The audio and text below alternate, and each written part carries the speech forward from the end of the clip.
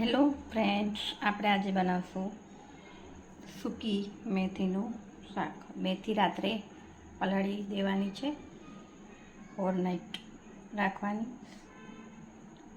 સવારમાં પાણીમાં બાફવાની છે. આ મેથી જો સરસ પલળી ગઈ છે. હવે એને આપણે પાણી નાખીને મીઠું નાખવાનું અને એને હવે ગરમ કરીને બાફવાની છે.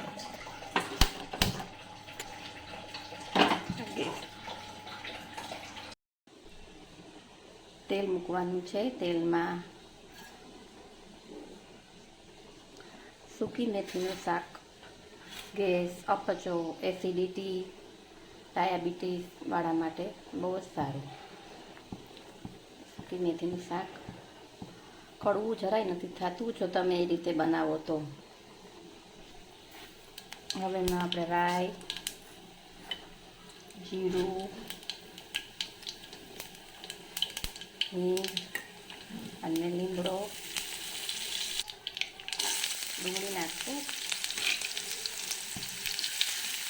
પછી લીલા મરચાં, ડુંગળીને આપણે તળવા દેવાનું, લસણની પેસ્ટ નાખશું. હવે ટમેટાં નાખશું,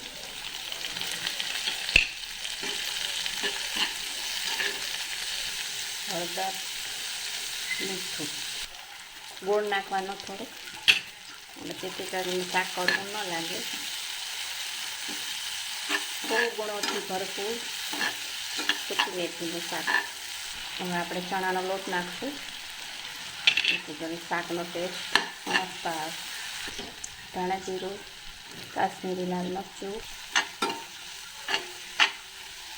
મેથી બફાઈ ગઈ છે અને આપણે કાઢી અને મેથીનું પાણી નાખી નહીં દેવાનું, એ આપણે ઉપયોગમાં લઈ લેવાનું.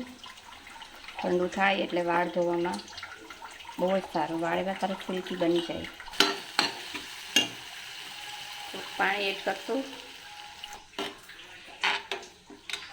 હવે મેથી એડ કરી દઈશું. મહિનામાં 1-2 વાર મેથીનું શાક બનાવું અને શરીર માટે બહુ જ સારું. મને તો બહુ જ ભાવે છે. મારા હાટું સ્પેશિયલ બનાવું છું. આપણે થોડીક વાર ઢાંકીને મૂકી દઈએ.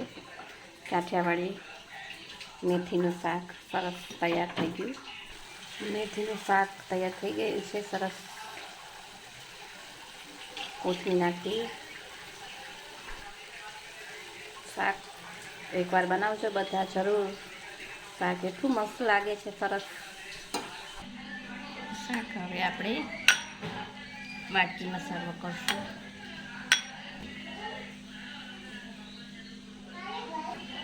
ઘરે બધા ટ્રાય કરજો.